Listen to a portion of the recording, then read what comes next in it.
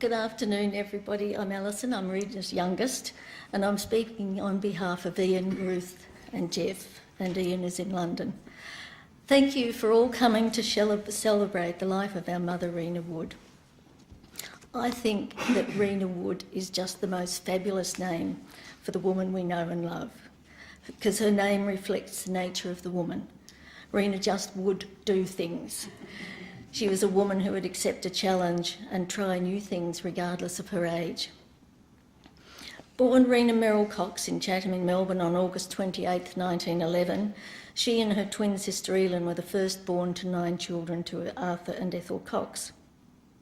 Mum and Elin's siblings were Lorna, deceased, Phyllis, deceased, Alex, deceased, Bess, very much alive and well and with us today, John, deceased, Marjorie, now living in Adelaide, and Ian, Mum's big little brother who died just a few months ago.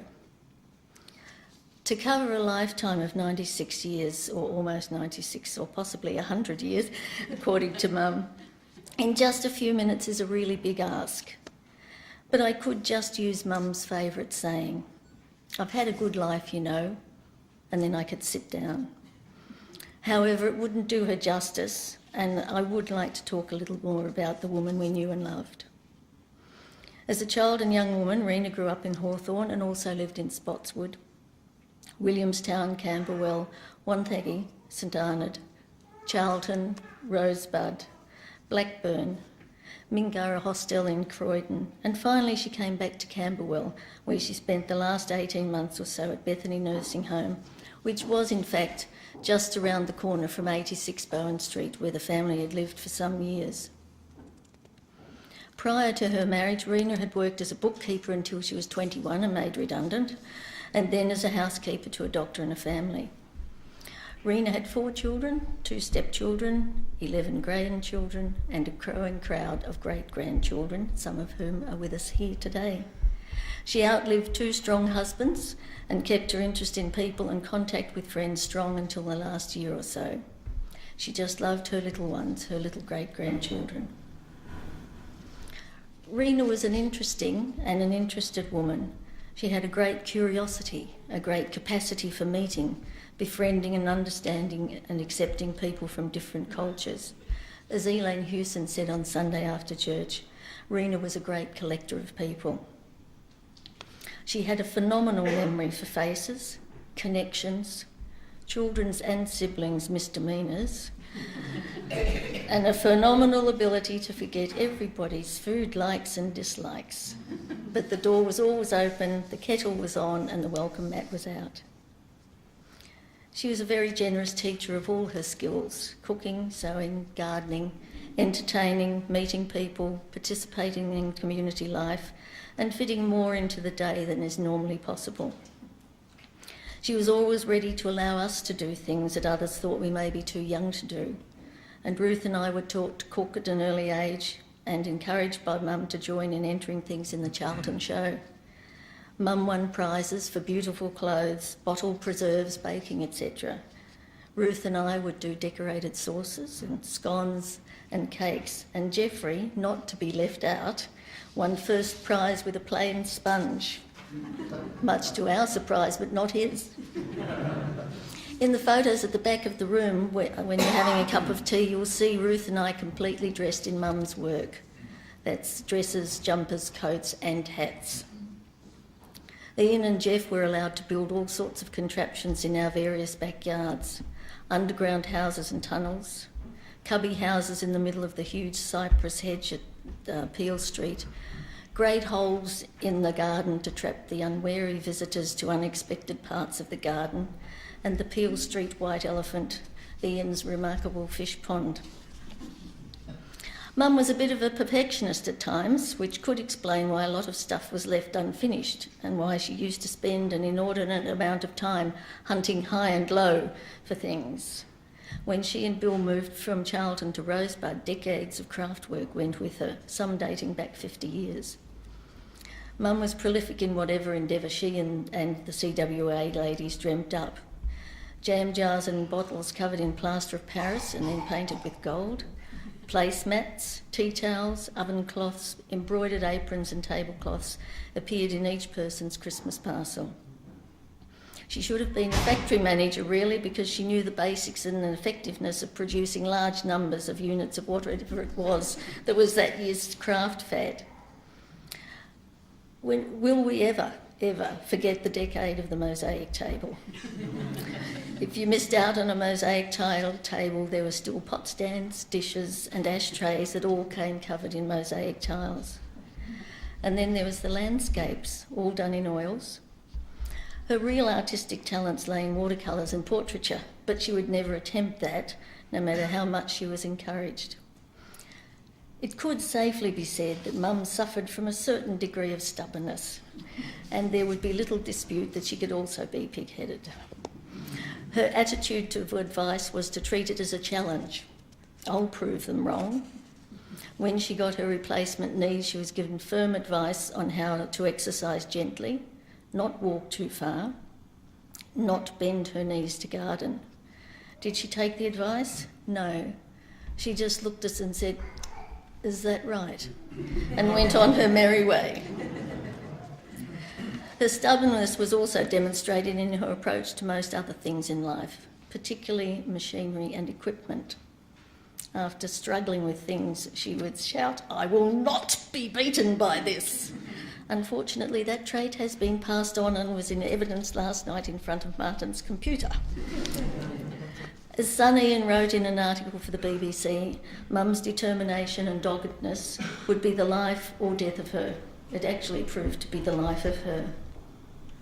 After Rena married Bill Wood, a family counsellor and local identity, she continued to run the business for another year.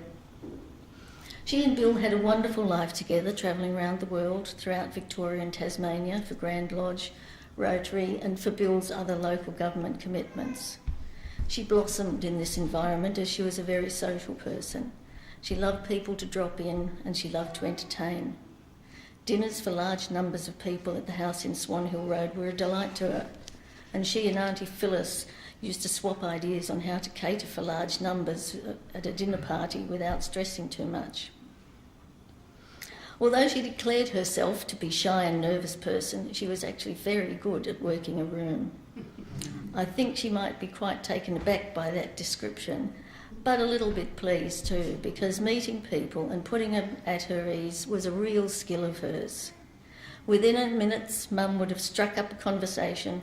She'd find a contact with a mutual acquaintance, a colleague, family member, or someone who came from this or that town.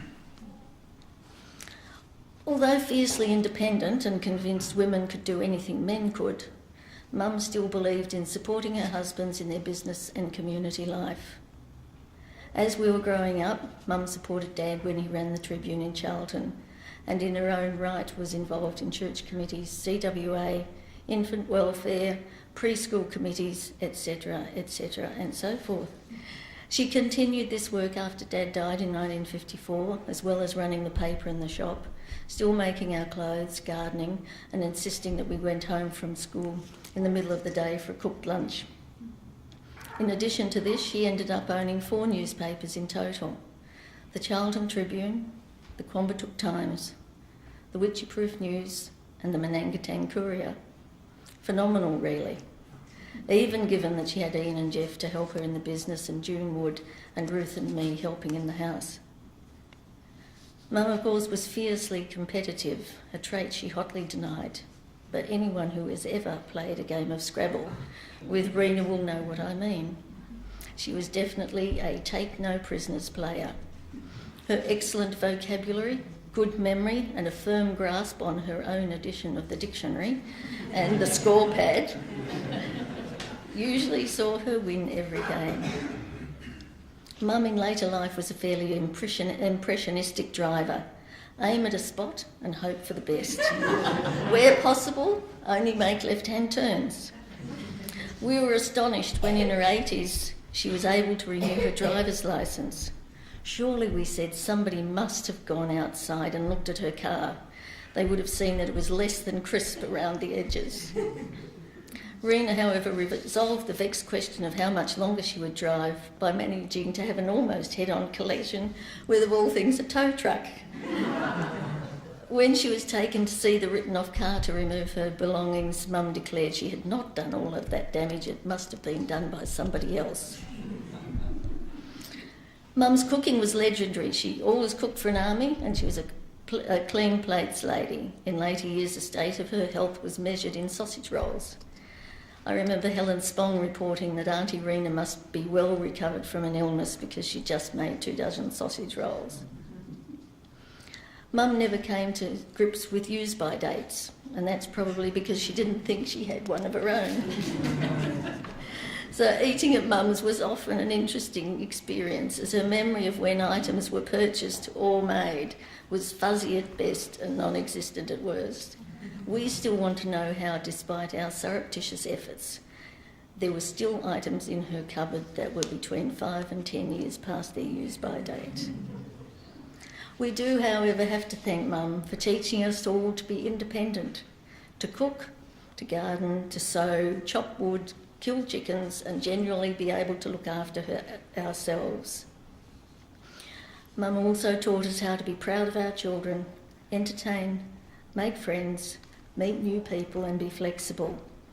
However, we do wish she'd not been quite so effective at teaching us how to go the extra mile, get involved in lots of community groups, make sure that everything is just right, do our duty, do the right thing all the time, take on too many projects, say, yes, I can do that, and then learn how to do it. It's all very tiring, Mum. Mum said she wanted to wear out and not rust out. There was no way that this woman was going to go into one of those places where people just sat and stared at the walls. She fought the move and missed all her friends here at the church who had supported her so well. However, being Mum, she soon found friends and then loved the village life. Lots of people on hand all day to talk to, good care, games, puzzles and painting. It was lovely to see her settle down and gain a sense of peace and contentment. We owe, the family that is, owe a great debt of gratitude and thanks to the congregation of this church who were so good to her and whose company she enjoyed so much. The staff at Mingara, Hostel in Croydon and latterly the staff of Bethany for easing Mum gently through the last days of her life and sending her on her way in peace. And thank you too to everyone who has been a friend and companion to Mum during her long life. Rest well, Mum.